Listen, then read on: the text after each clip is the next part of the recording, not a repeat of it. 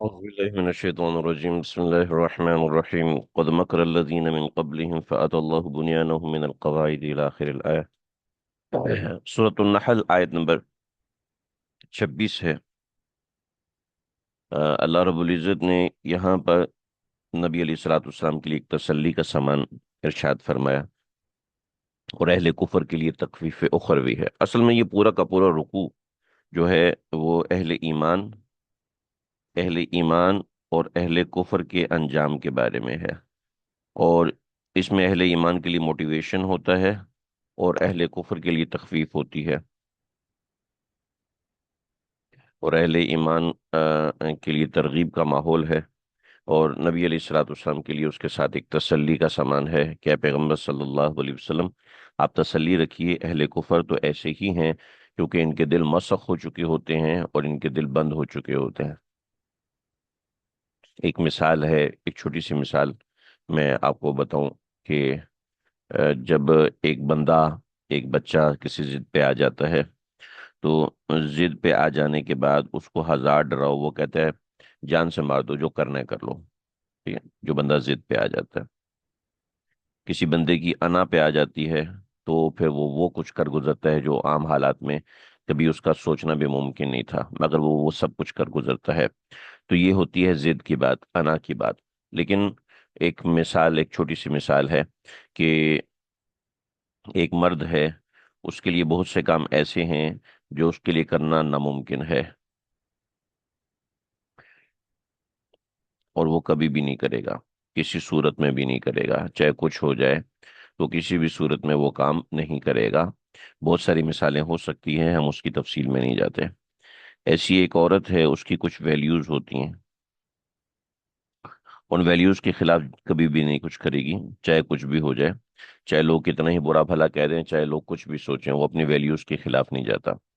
ایسے ہی اہل کفر نے کفر کو اپنی ویلیو بنا لیا ہے کہ ہم فرما بردار نہیں بن سکتے، اس کو انہوں نے اپنی ویلیو بنا لیا ہے، اور ہم اللہ کے احکام کی تابے داری نہیں،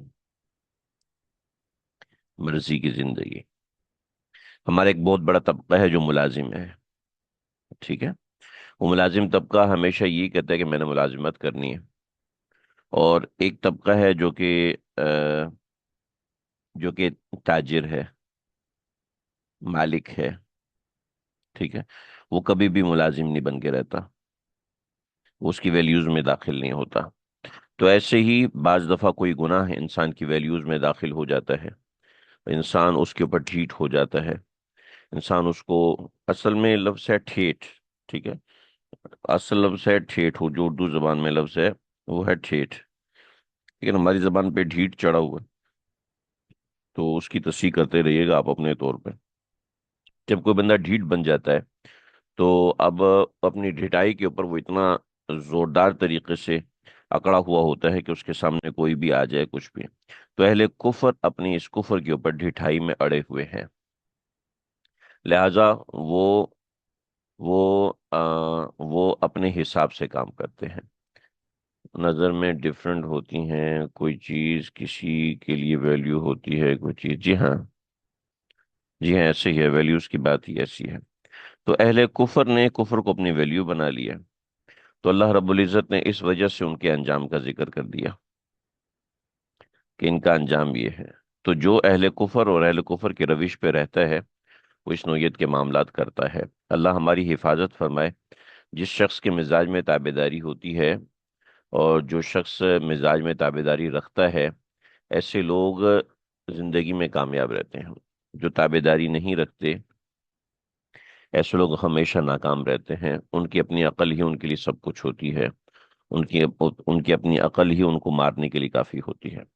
چنانچہ اہل کفر کی اس انجام کا ذکر اس وجہ سے ہے کہ انہوں نے کفر کو اپنی ویلیو بنا لیا، مزاج میں تابے داری نہیں ہے۔ جب مزاج میں تابے داری انہوں نے ختم کر دی ہے تو بس پھر بات ختم۔ اور مزاج میں تابے داری ہونا نہ ہونا یہ ایک الگ بحث ہے۔ سمپل سی بات یہ ہے کہ مزاج میں تابے داری اللہ نے انسان کی سرشت میں رکھی ہے، وہ اپنی تابے داری کو خود ختم کرتا ہے اپنی تعیش کی وجہ سے، اپنی عیاشی کی وجہ سے۔ قد مکر الذین من قبلہم، اے پیغمبر صلی اللہ علیہ وسلم آپ تسلی رکھیے، اے پیغمبر صلی اللہ علیہ وسلم آپ تسلی رکھیے کہ ان کا کفر نیا نہیں ہے، بلکہ یہ آپ بریکٹ میں لکھیں گے، اے پیغمبر صلی اللہ علیہ وسلم آپ تسلی رکھیے ان کا کفر کوئی نیا نہیں ہے، ان کی ڈھٹائی کوئی نئی نہیں ہے، ٹھیک ہے، جو بھی آپ منع کرنا چاہیں یہ بریکٹ میں لکھیں گے، اس کے بعد بلکہ قد مکر الذین، بلا شبہ مکر الذین، بلا شبہ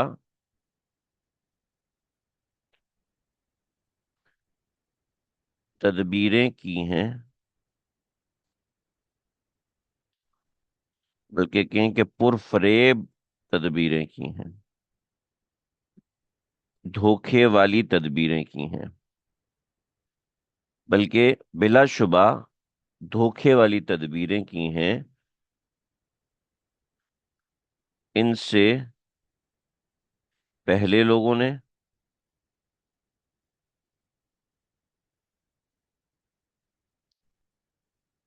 بلا شبہ ان سے پہلے لوگوں نے تدبیریں کی ہیں، فَأَتَى اللَّهُ بُنْيَانَهُمْ، پس پہنچا دیا اللہ تعالیٰ نے، فَأَتَى اللَّهُ بُنْيَانَهُمْ، پس اللہ نے پہنچا دیا بنیانہم ان کی عمارتوں کو، من القواعد بنیادوں پر، پہنچا دیا اللہ تعالیٰ نے ان کی عمارتوں کو ان کی بنیادوں پر، یہ میں نے لفظی ترجمہ کیا، فَأَتَى اللَّهُ بُنْيَانَهُمْ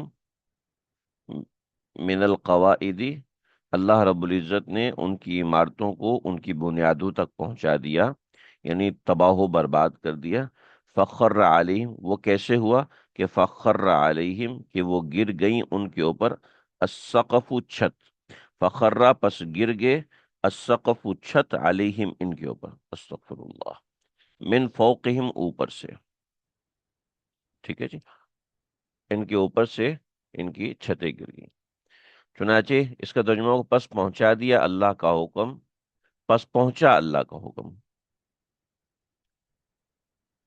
پہنچا، فَأَتَى اللَّهُ، فَأَتَى اللَّهُ، چنانچہ پس پہنچا اللہ کا حکم، ٹھیک ہے، ان کی عمارتوں کی بنیادوں پر، اچھا پہلے غلط ترجمہ کیا، بھی غلط ترجمہ ہوگا، اس کو رہنے دیں، پس پہنچا، فَأَتَى اللَّهُ، بس اللہ کا حکم پہنچا، بنیانہم یہ اس کا مفعول ہے، ٹھیک ہے، اس کا ذہن میں رکھیں، پہلا ترجمہ ہٹا دیجئے، فَأَتَى اللہ سے، فَأَتَى اللَّهُ پس پہنچا، فَأَتَى فَأَتَى اللَّهُ پس پہنچا اللہ کا حکم، کیا، بنیانہم من القواعد، بنیانہم من القواعد عمارت کی بنیاد پر،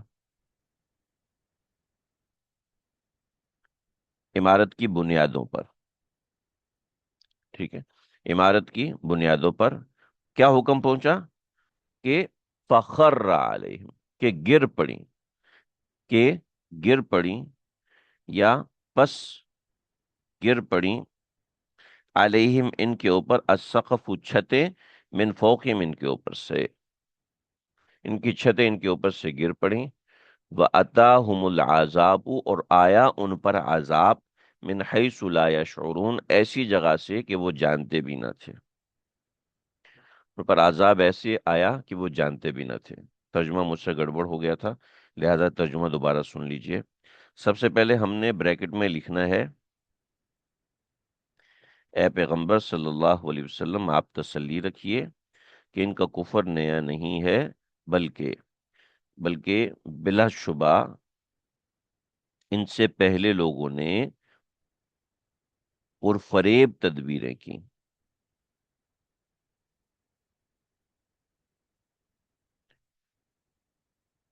پرفریب تدبیریں کی،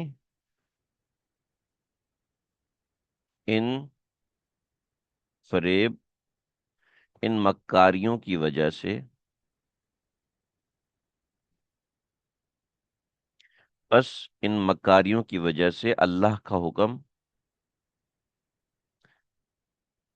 آ گیا ان کی عمارتوں کی بنیادوں پر، ٹھیک ہے جی، چنانچہ ان کی چھتیں ان پر آ گریں اوپر سے،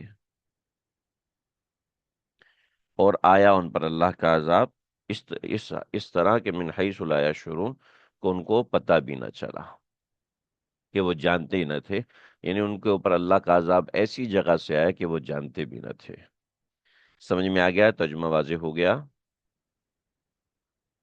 اہل کفر کس روش کا بیان ہے، اللہ تعالیٰ بتانا چاہتے ہیں، نبی علیہ الصلوۃ والسلام کو نمبر ایک تسلی دینا چاہتے ہیں۔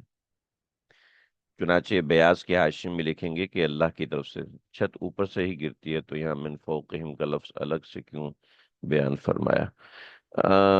عذاب کی سختی کو بیان کرنے کے لیے اس کی پوری صورتحال بیان کی جاتی ہے، ٹھیک ہے؟ تو من فوقہم اس وجہ سے آیا، اس وجہ سے لایا گیا ہے، اس کی کوئی الگ سے وجہ نہیں ہے۔ اور عربی ہماری اردو زبان میں یہ ہے کہ چھت گری، ٹھیک ہے، یہ فصیح ہے، ٹھیک ہے، لیکن عربی کے اندر چھت کے ساتھ فوق کا سابقہ لازمی لگتا ہے، ٹھیک ہے، فوق کا لاحقہ لازمی لگتا ہے۔ یہ عربی کی فصاحت اس کے ساتھ جڑی ہوئی ہے۔ بظاہر تو یہی بات ہے، ہو سکتا ہے کوئی اور وجہ بھی ہو، میں اس کے اوپر زیادہ دیکھ نہیں سکا، آپ کا سوال اچھا ہے۔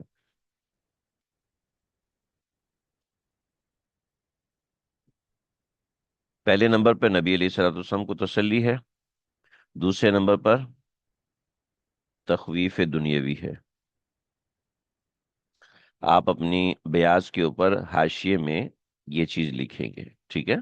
تسلی رسول و تخویف دنیاوی، جیسے میں نے یہاں پر حاشیہ بنایا ہوا ہے، اور لائن لگا لیں یا نہ لگائیں، آیت شروع ہو رہی ہے، خود ہی آپ کو اندازہ ہو جائے گا کہ یہ یہاں سے ہو رہا ہے۔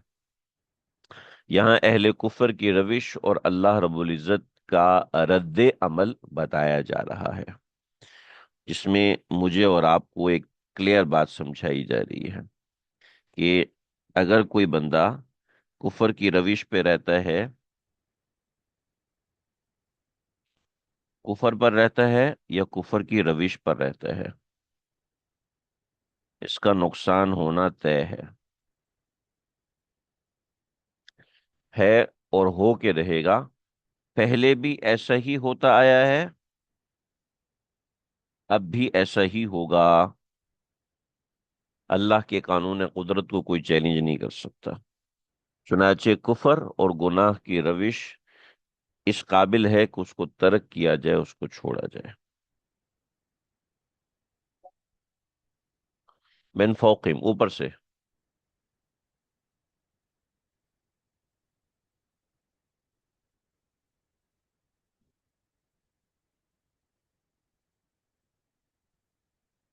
اچھا، یہ تو دنیاوی عذاب ہے نا؟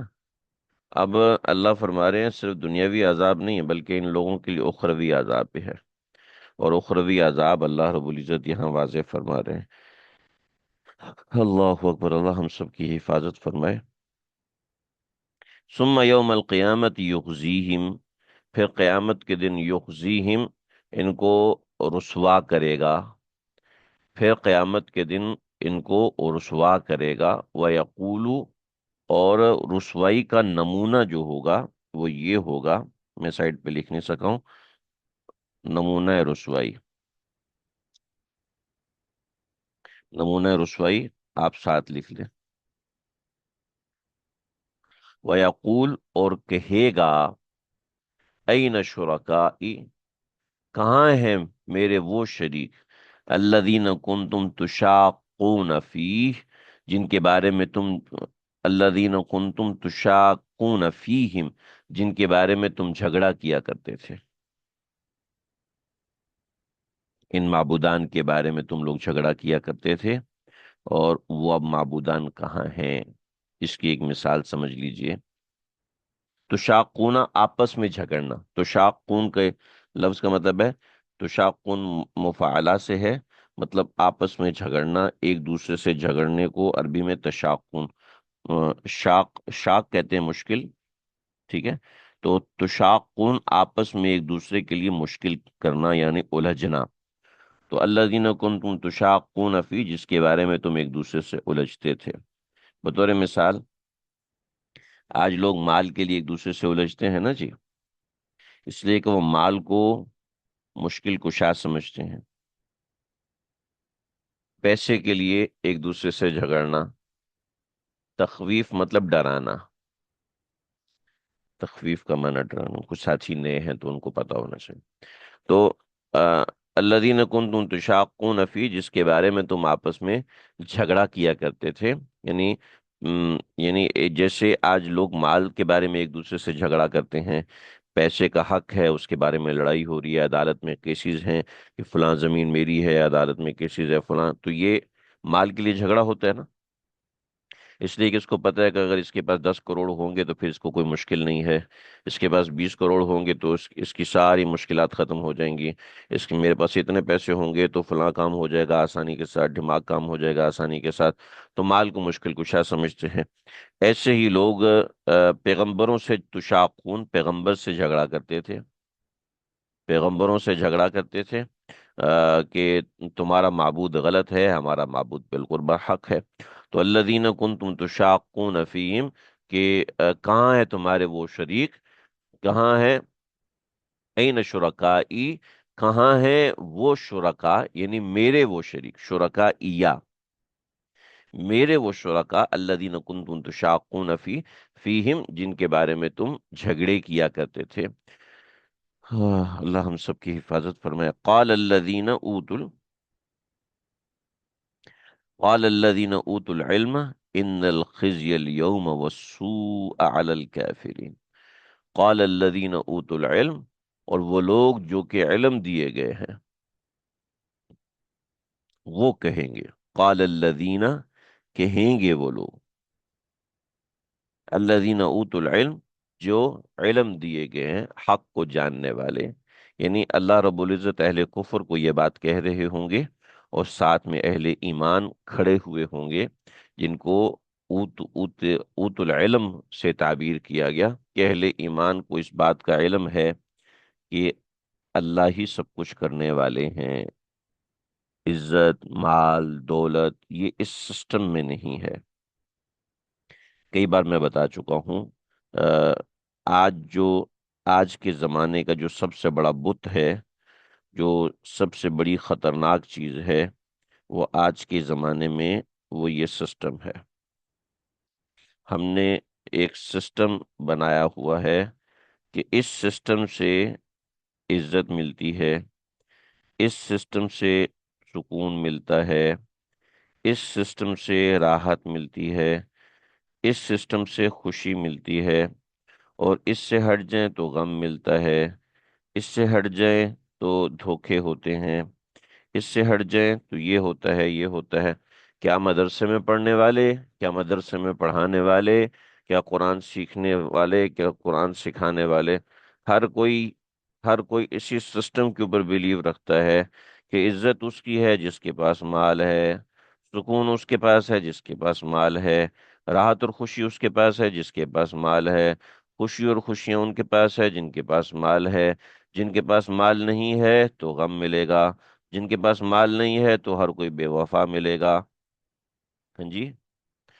और अल्लाह रब्बुल इज़्ज़त कुछ और फरमा रहे हैं, जबकि हम देख रहे हैं कि अहले माल खुदकुशी कर रहे हैं,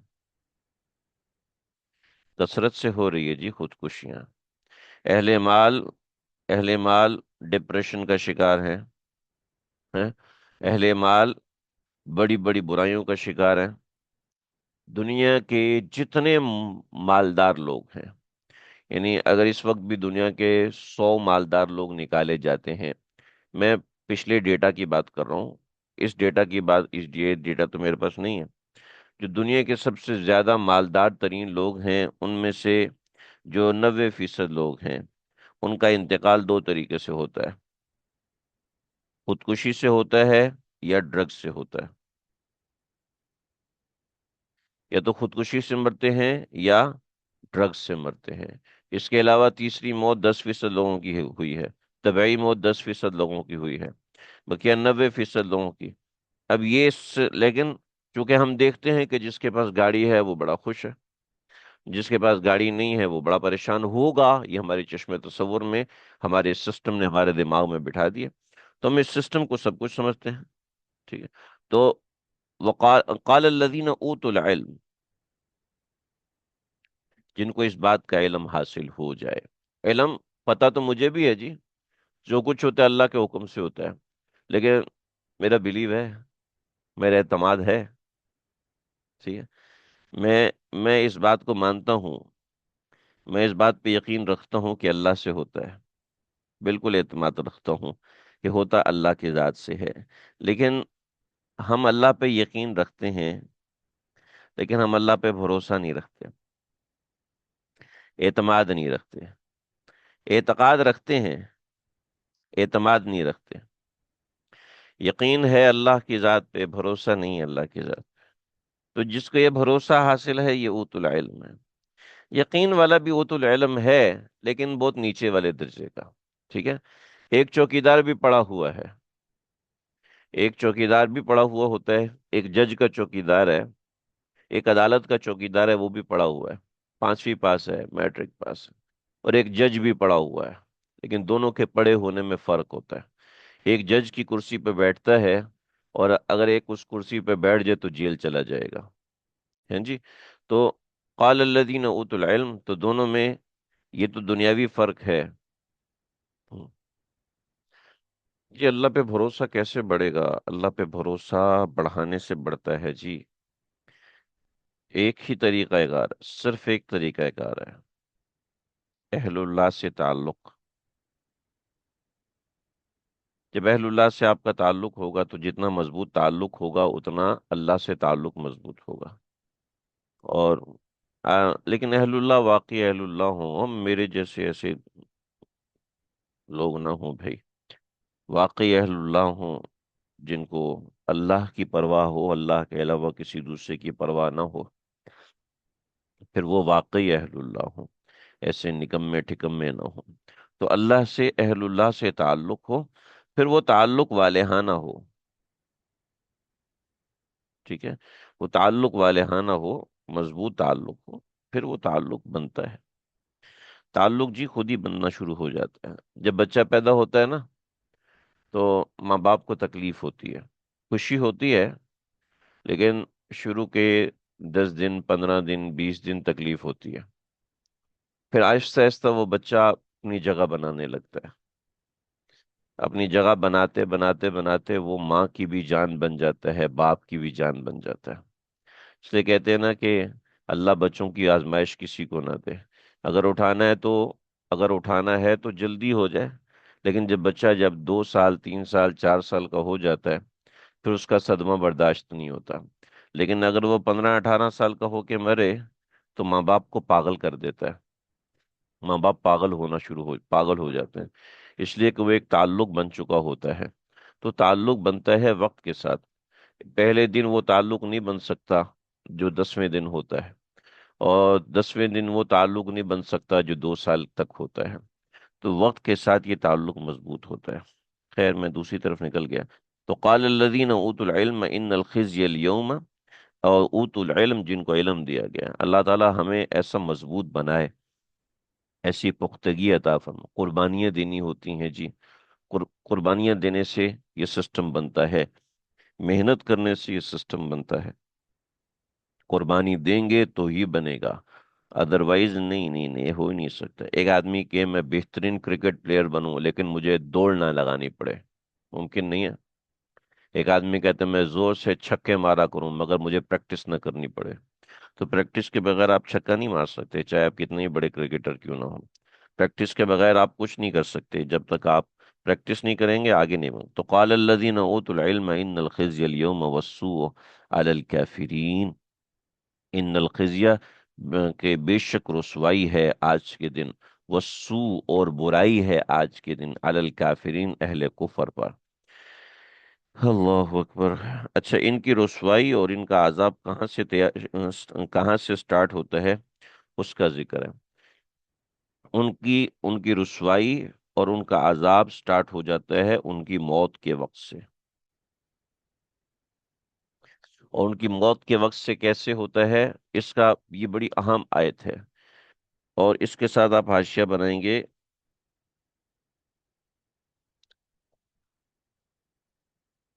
کیفیت موت علی الکفار، ٹھیک ہے، یا کیفیت موت کفار، الذین، وہ لوگ، قال الذین اوتوا العلم ان الخزي اليوم والسوء علی الکافرین، کافرین کے حوالے سے اللہ رب العزت فرما رہے ہیں، الذین تتوفاہم الملائکہ، الذین تتوفاہم الملائکہ، جن کی جان قبض کرتے ہیں، تتوفاہم، جان قبض کرتے ہیں ان کی، ہم، ان کی یعنی کافرین کی، ان کافرین کی جان کو،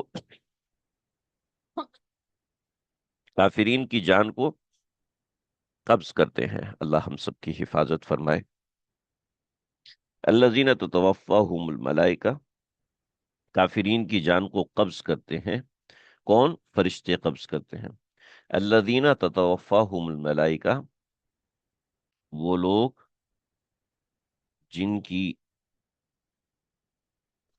جان کو، وہ لوگ جن کی جان کو فرشتے قبض کرتے ہیں، جن کی جان کو فرشتے قبض کرتے ہیں، ظالمی انفسہم، وہ خود اپنی جانوں پر ظلم کرنے والے ہوتے ہیں، وہ خود اپنی جانوں پر ظلم کرنے والے ہوتے ہیں، فَأَلْقَوْا السَّلَمَ، فَأَلْقَوْا السَّلَمَ،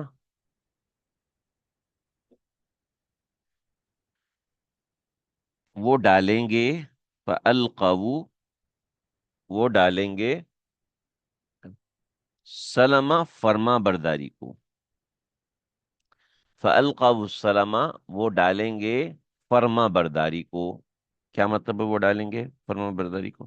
یہاں پر ایک لفظ کو آپ ایڈ کریں،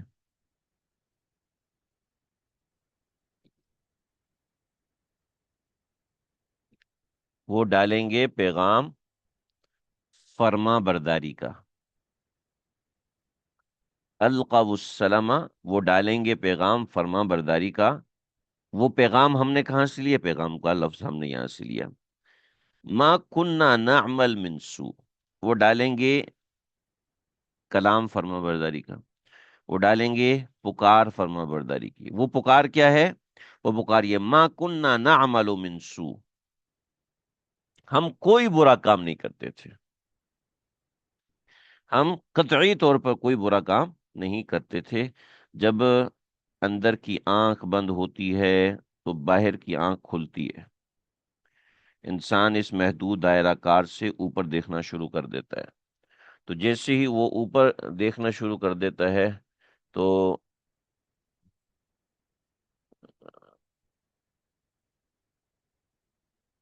حضرت سورہ یاسین میں ہے کہ کاش ہمیں اٹھایا نہ، یہ کیسا سوال کر رہے ہیں؟ سبق سے متعلق سوال کریں، سبق سے ہٹ کے سوال کرنا تو بعد میں کر لیجئے گا، ابھی آپ ترجمہ سن ہی نہیں رہے، کوئی کام کرتے ہوئے سن رہے ہیں تو ایک الگ بات ہے، ابھی تو سبق کا ترجمہ کر رہا ہوں، آپ ایک ایسا سوال کر رہے ہیں، ابھی تو موت کا سوال ہے، آپ اٹھنے کا سوال کر رہے ہیں، چلیے اگر سوال ریلیٹڈ بھی ہے، فَأَلْقَوْا، اپنے آپ کو سبق سے ریلیٹ کریں نا، اس سے آپ کے سوال سے نظر آ رہا ہے آپ سبق سے ریلیٹ ہی نہیں ہے، آپ کا دماغ کہیں اور چلا گیا ہے، فَأَلْقَوْا السَّلَمَ، دیکھیں نا، ایک ہم محذوف نکال رہے ہیں، محذوف نکالنا ظاہری بات ہے، اس وقت سارا دماغ آگے پیچھے ہو جاتا ہے، فَأَلْقَوْا السَّلَمَ، تو وہ پیغام پکاریں گے، فَأَلْقَوْا، وہ فَأَلْقَوْا اصل میں چیخ کر پکارنے کو کہیں گے، ٹھیک ہے، تو وہ چیخ کر پکاریں گے، وہ زور سے بولیں گے، السلام، السلام، کہ ہم فرما بردار ہیں، تو فَأَلْقَوْا السَّلَامَ، وہ پیغام ڈالیں گے فرما برداری کا، ترجمہ یہ ہے، وہ پکاریں گے کہ فرما بردار ہیں، وہ دعویٰ کریں گے فرما برداری کا، کیونکہ اب ان کو نظر آ رہا ہے کہ یہاں تو صرف فرما بردار کامیاب ہے، تو اب وہ دعویٰ کریں گے فرما برداری کا۔ یہ ترجمہ تھوڑا مشکل ہے، اس کو توجہ سے دیکھیے گا، اور آہستہ آہستہ یہ ایڈجسٹ ہوگا ترجمہ آپ کے دماغ کے ساتھ۔ فَأَلْقَوْا السَّلَامَ، تو وہ دعویٰ کریں گے فرما برداری کا، وہ پیغام ڈالیں گے فرما برداری کا، ٹھیک ہے۔ فَأَلْقَوْا السَّلَامَ، تو وہ فرما برداری کا دعویٰ کریں گے۔ یہ سب سے مناسب ترجمہ ہے۔ کیا دعویٰ کریں گے؟ ما کننا نعمل من سوء، کہ ہم کوئی برا عمل نہیں کرتے تھے، یعنی ہم نے کوئی کبھی بھی کفر نہیں کیا۔ فَأَلْقَوْا کا ترجمہ تو ملاقات ہے، فَأَلْقَوْا کا ترجمہ ملاقات کہاں سے آ گیا بھائی؟ القو کا ترجمہ تو کہیں بھی ملاقات نہیں ہے، القا یلقی القاء، باب فعال سے ہے، ملاقات کا ترجمہ کہاں سے آ گیا؟ وہ لقیہ یلقا ہے، وہ لقیہ، وہ لقیہ ہے، ٹھیک ہے، وہ باب سمیع سے ہے، یہ باب فعال ہے، مزید فی ہے۔ فَأَلْقَوْا، فَأَلْقَوْا حمزہ اصلی آپ کو نظر آ رہا ہے، حمزہ اصلی جب نظر آ رہا ہے تو پھر اشکال ہی نہیں ہونا چاہیے نا بھائی، ہم مدرسہ پڑھے ہوئے ہیں، سمجھ لیں اس بات کو۔ اللہ اکبر کبیرہ، ٹھیک ہے جی۔ ما کننا نعمل من سوء، کیا ہم لوگ بالکل بھی نافرمانی نہیں کرتے تھے، انہیں اپنی برائی پر مکر جائیں گے۔ بلا ان اللہ علیم بما تعملون، ہاں کیوں نہیں، کیوں نہیں، کیوں نہیں، ان اللہ بے شک اللہ تعالی علیم خوب جانتے ہیں، بما کنتم تعملون ان تمام ان اعمال کو جو تم کرتے آئے ہو، تمہارے ان اعمال کو جو تم کرتے ہو۔ فدخلوا ابواب جہنم، استغفر اللہ، اللہ ہم سب کی حفاظت۔ فدخلوا ابواب جہنم خالدین فیہا، فدخلوا پس داخل ہو جاؤ، ابواب جہنم جہنم کے دروازوں سے، خالدین فیہا اس میں ہمیشہ رہو گے، فلبئس مثوى المتکبرین پس بہت ہی برا ٹھکانہ ہے۔ اصل میں ہے لفظ بئسا، برا، اور فلبئس، بئسا برا، لبئسا بہت برا، اور فلبئس پس بہت برا، ٹھیک ہے، ترجمہ سمجھ میں آ گیا۔ فلبئس مثوى، مثوى ٹھکانے کو کہتے ہیں، وہ ٹھکانہ جہاں پر لوٹ کے آنا ہے۔ فلبئس مثوى المتکبرین بس بہت برا ٹھکانہ ہے سرکشوں کا۔ میں نے کہا تھا کہ متکبرین کا ترجمہ یہاں ہم سرکشوں کا کر رہے ہیں، اس لیے کہ انجام کے اعتبار سے پچھلے سبق میں بھی ہم نے کیا۔ اللہ ہم سب کی حفاظت فرمائے۔ تو یہاں اہل کفر کے انجام کا ذکر ہوا، اب اہل ایمان کے انجام کا ذکر ہو رہا ہے۔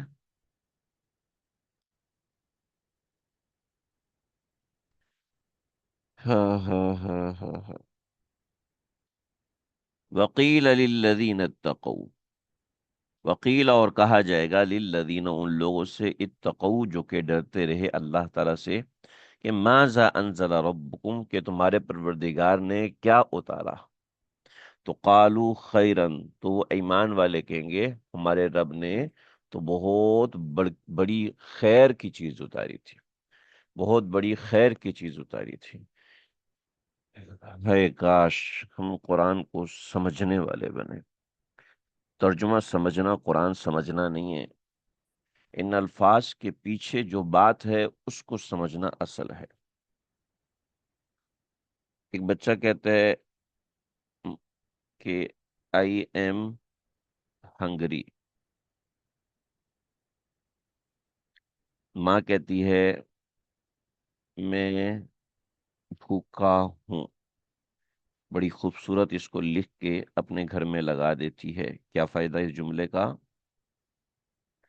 اس جملے کے پیچھے ایک مفہوم ہے کہ روٹی بنائیے، سالن بنائیے، ٹھیک ہے، میں بیٹھ کے کھانا چاہتا ہوں، آئی ایم ہنگری کے پیچھے کتنا بڑا مفہوم ہے۔ ایسے قرآن کے پیچھے جو مفہوم ہے نا، اس کو ذرا سمجھنے کی کوشش کیجیے، اور وہ آپ اپنے دماغ سے سمجھیں گے، ہم صرف آپ کو ترجمہ اور وضاحت کر سکتے ہیں۔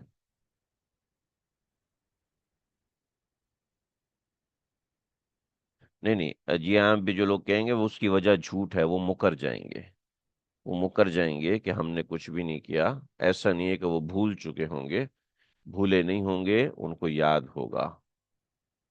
اللہ اکبر کبیرہ، اللہ ہم سب کی اس دن کے عذاب سے حفاظت فرمائے کہ وہاں کا معاملہ بڑا سخت ہے جی، وہاں کے معاملے بڑے پیچیدہ ہیں۔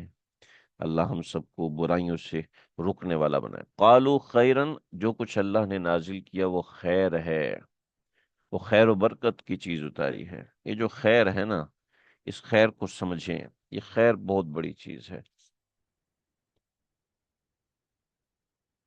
کیا ان کو موت کے وقت زیادہ تکلیف ہوگی جو فوری طور پر فرمان برداری کو کریں؟ روایتوں میں آتا ہے کہ اہل کفر کو موت کے وقت تکلیف ہوتی ہے، ٹھیک ہے، لیکن مسئلہ یہ ہے کہ یہ جو تکلیف ہے، یہ اس آنے والی تکلیف کے مقابلے میں صفر ہوگی، زیرو ہوگی۔ تو وہ جو تکلیف آگے دیکھ رہے ہوں گے، وہ وہ ایسی تکلیف ہوگی کہ جس کا تصور اس دنیا میں ناممکن ہے۔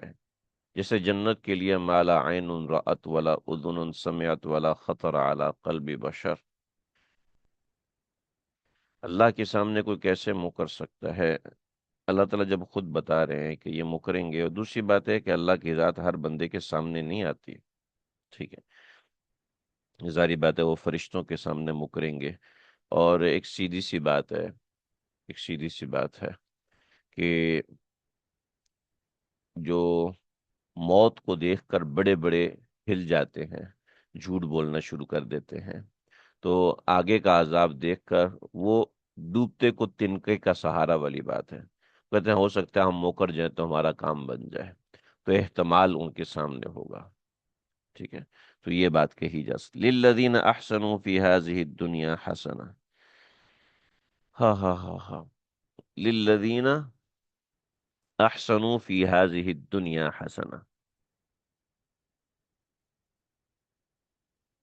ان لوگوں کے لیے، للذین، ان لوگوں کے لیے، احسنوا، نیکی ہے، جنہوں نے نیکی کی، للذین، ان لوگوں کے لیے، احسنوا، جنہوں نے نیکی کی، فی ہذہ الدنیا، اس دنیا کے اندر، فی ہذہ الدنیا، اس دنیا کے اندر، حسنہ، بھلائی ہے،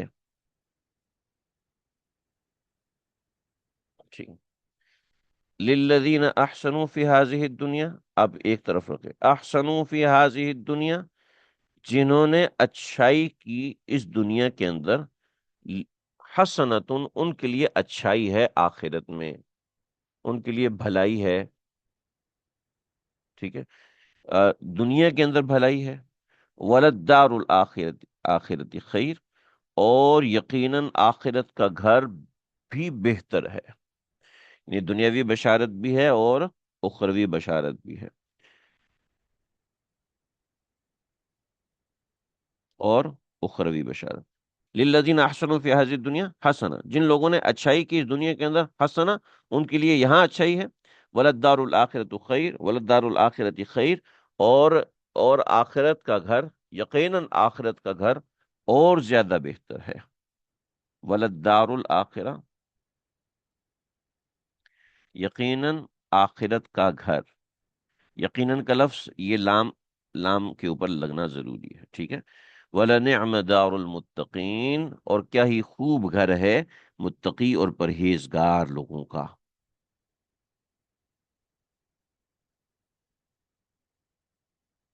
بھی آپ لوگ تھک تو نہیں گئے بھائی؟ اور وہ گھر کیا ہے؟ جنات عدن، وہ باغات ہیں، باغات ہیں، عدن، ہمیشہ ہمیشہ کے، عدن دائمی باغ کو کہتے ہیں، ہمیشہ کے باغ کو کہتے ہیں، یدخلونہا، وہ داخل ہوں گے اس کے اندر، تجری من تحتها الانہار، جس کے نیچے نہریں بہتی ہوں گی، تجری بہتی ہوں گی، من تحتها الانہار، اس کے نیچے نہریں، لہم فیہا ما یشاؤون، اور ان کے لیے وہاں پر وہ ہوگا جو وہ وہاں پر چاہیں گے. کذالک یجزی اللہ المتقین. اور اسی طریقے سے اللہ تعالیٰ جزا دیتے ہیں متقین کو. اہل کفر کا اوپر ذکر تھا اور ان کی موت کا بھی ذکر تھا. اور یہاں پر جب اہل ایمان کا ذکر آیا تو اب ان کی موت کا ذکر آ رہا ہے. چنانچہ اللہ سمجھا رہے ہیں الذین تتوفاہم الملائکہ، وہ لوگ جن کی روحیں جن کی جان کو قبض کرتے ہیں، روح کو قبض کرتے ہیں فرشتے، طیبینہ پاکیزگی کے ساتھ. طیبینہ وہ پاک ہوتے ہیں. طیبین وہ پاک ہوتے ہیں، یعنی ان کی روحیں پاک ہوتی ہیں کفر اور شرک سے. الذین تتوفاہم الملائکہ، جن کی جان کو جب فرشتے قبض کرتے ہیں، طیبین وہ پاک ہوتے ہیں. یقولون وہ کہتے ہیں سلام علیکم، فرشتے ان کو کہتے ہیں تم پر سلامتی ہو. ادخلوا الجنہ داخل ہو جو جنت کے اندر، بما کنتم تعملون بسبب ان اعمال کے جو تم کرتے تھے، جو تم کرتے رہے ہو.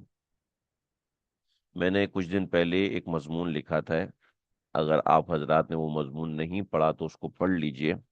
اس کے اندر آپ کو اس کی کچھ نہ کچھ چیز ملے گی اور انشاءاللہ سمجھ میں آئے گا کہ اہل ایمان کے ساتھ کیا معاملہ ہوتا ہے.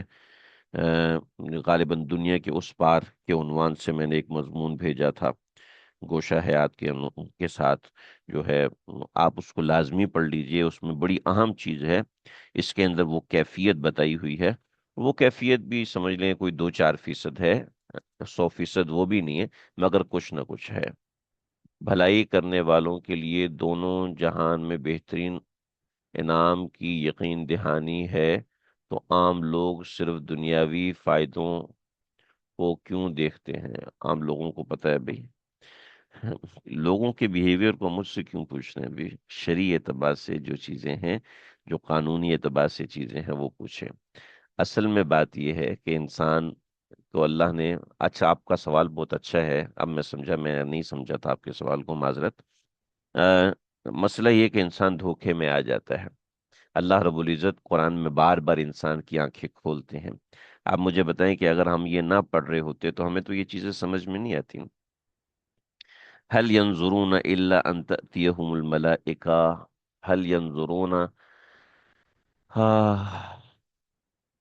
هل ينظرون الا، یہیں سے نا، هل ينظرون نہیں انتظار کرتے یہ لوگ اس بات کا، نہیں انتظار کریں گے یہ لوگ اس بات کا، سوائے اس کے کہ ان تأتیہم الملائکہ، کہ ان کے پاس فرشتے آ جائیں گے، کہ ان کے پاس اللہ کی طرف سے فرشتے آئیں.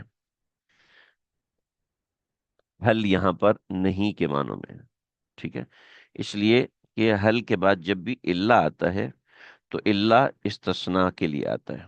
ٹھیک ہے، حل اور اللہ میں نے پہلے بھی اس کو ایک دو بار ہی ذکر کیا، یہاں دوبارہ بتا دوں.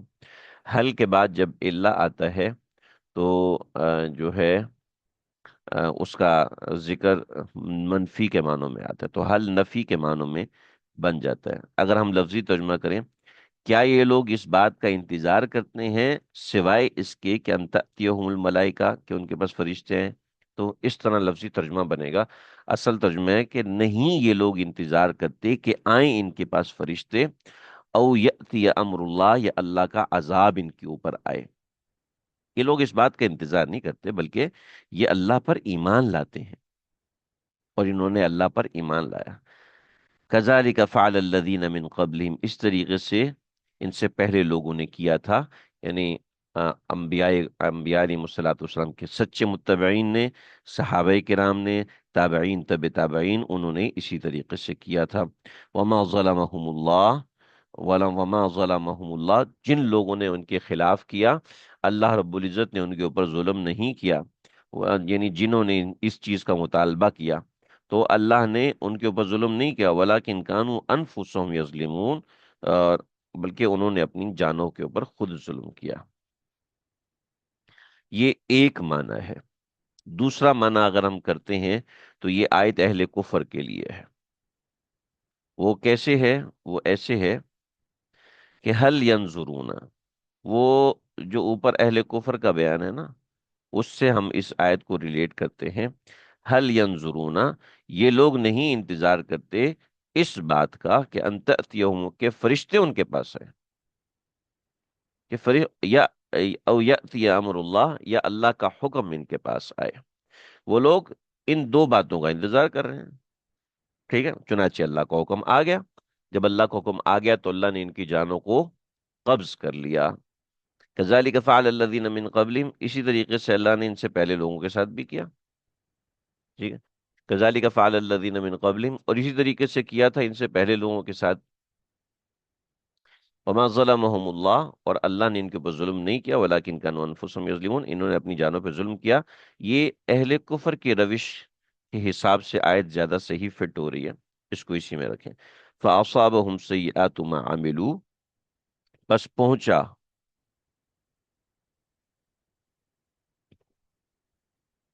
فاصابهم، بس پہنچا ان کو یہ عذاب. فاصابهم، بس پہنچا ان کو، سیئات برائی. فاصابہم، پس پہنچی ان کو برائی، یا پس پہنچی ان کو مصیبت. فاصابہم، پس ان کو مصیبت پہنچی، سیئات ما عملو، اپنے برے اعمال کی. فاصابہم سیئات ما عملو، پس ان کو مصیبت پہنچی ان کے برے اعمال کی. وحاق بہم، اور گھیر لیا ان کو، ما کانوا بہ یستہزئون، اس عذاب نے جس کا وہ مذاق اڑایا کرتے تھے. فاصابہم سیئات ما عملوا، پس ان کو پہنچی مصیبت، ان کو پہنچا عذاب اپنے برے اعمال کا. وحاق بہم، اور گھیر لیا ان کو، ما اس عذاب نے، کانوا بھی، جس کا یہ لوگ یستہزئون، مذاق اڑایا کرتے تھے. اللہ اکبر کبیرہ، استغفر اللہ استغفر اللہ. جی، ہمارا آج کا سبق یہیں تک ہے. کوئی بات سمجھ میں نہ آئی ہو تو ہے. خاقہ، خاکہ نہیں ہے، خاکہ ہے. آپ کیا خا پڑھ رہے ہیں، ہا پڑھ رہے ہیں؟ خا ہے، خا نہیں ہے. اور سے دیکھیں، ہا کا بہم، ہا کا بہم، گھیر لیا ان کو. خا کا لفظ پورے قرآن میں نہیں بھی، ہا کا لفظ بہت جگہوں پر ہے. تو ہا کا بہم، گھیر لیا ان کو.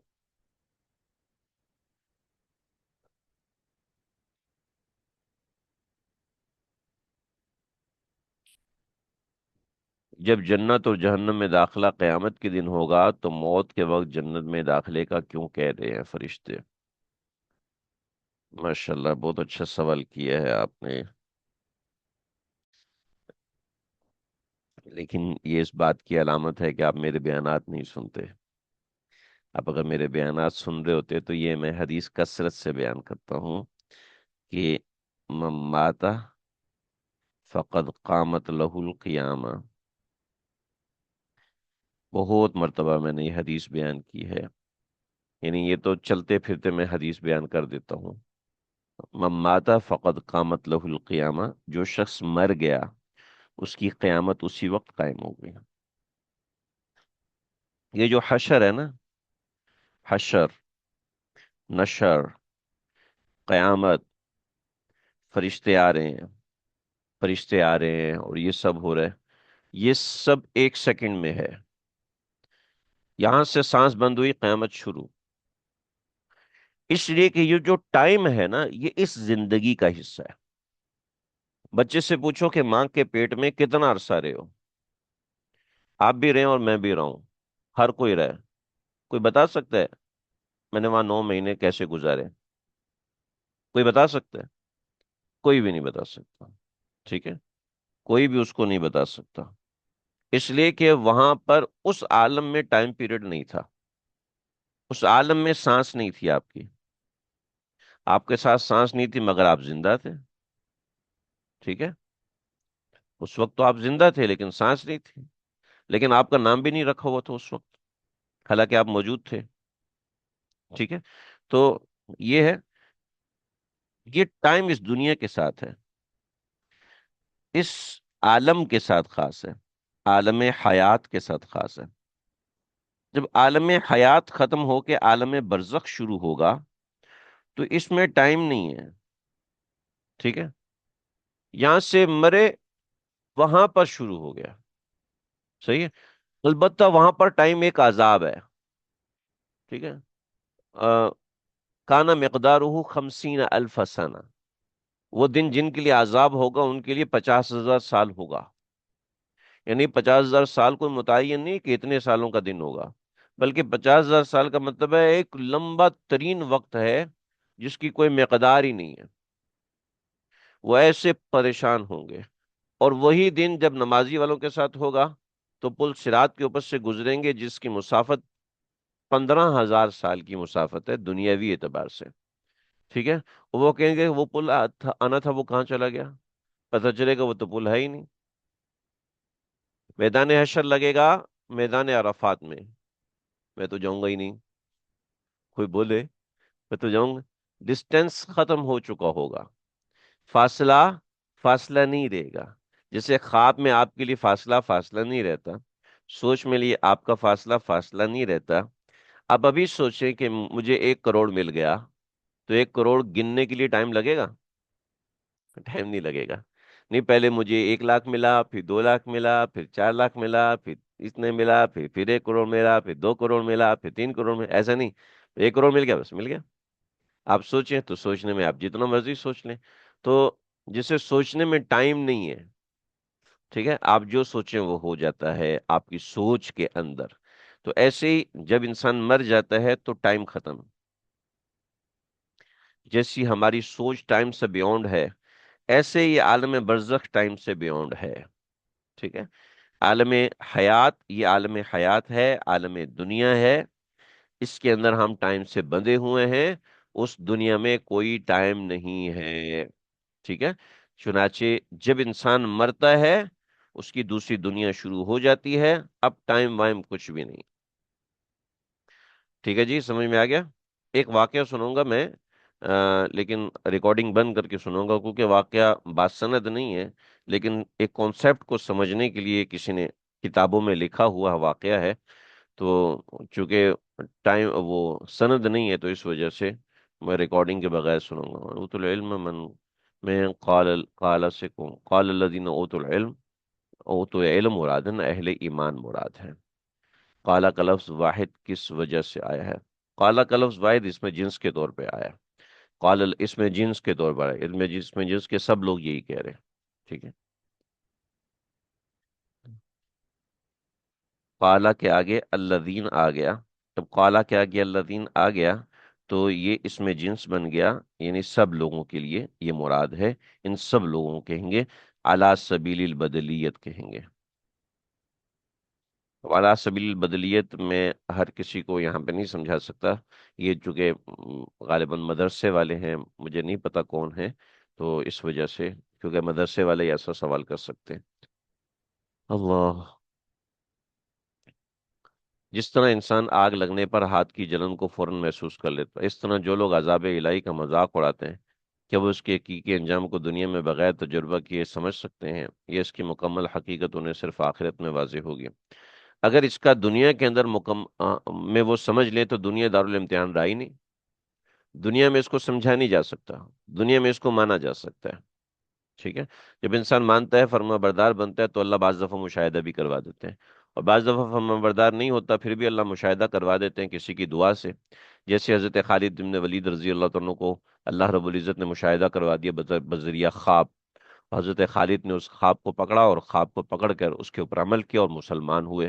حضرت عمر رضی اللہ عنہ کو اللہ نے عالم خواب نہیں عالم مشاہدہ میں دکھایا، مگر پھر بھی ایمان قبول نہیں کیا، کہ ایک گائے کے پیٹ میں سے ایک گائے کو لوگوں نے ذبح کیا، اس گائے کے پیٹ میں سے ایک بچہ نکلا، اس بچے نے کچھ کلمات کہے، اور وہ کلمات اللہ رب العزت کی وحدانیت اور رسول اللہ صلی اللہ علیہ وسلم کی صداقت کے تھے، اس کو اپنے کانوں سے سنا، آنکھوں سے دیکھا، پھر بھی حضرت عمر نے اس بات کو تسلیم نہیں کیا، جبکہ حضرت خالد ابن ولید نے آنکھوں سے نہیں دیکھا، خواب میں دیکھ کر اس خواب کی خیریت کو معلوم کر لیا۔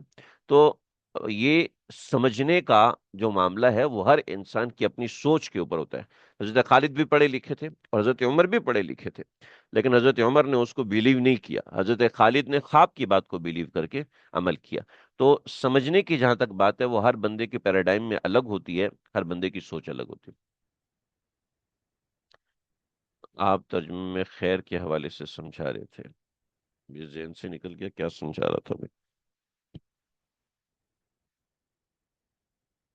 پتہ نہیں کہاں ہے، کون سی آیت میں وہ لفظ ہے. خیر فی الحال ہم اتنا رکھتے ہیں، کوئی اور بات ہو تو آپ لوگ سوال کر لیں جو چیز سمجھ میں نہ آ رہی ہے. صلی اللہ تعالی علی خیر خلقہ محمد وآلہ وصحبہ. یہ کذالک فعل الذین من قبلہم کا انہوں نے سوال کیا کہ یہ فعلہ کا فاعل کون ہے. یہ کوئی سوال آپ کر رہے ہیں. فاعل ہمیشہ فعل کے بعد ہوتا ہے، یہ کلام کی اصل ہے. ٹھیک ہے، تو کذالک فعل الذین من قبل، الذین من قبلہم یہ متعلق ہو کے الذین کے، اور الذین اس کا فاعل ہے. کذالک فعل الذین من قبلہم، ان سے پہلے لوگوں نے بھی ایسا کیا.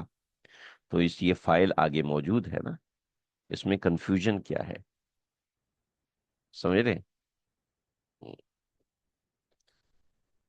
واقعہ سنا سے جی، آپ ایک قصہ، اچھا قصہ سنانا تھا.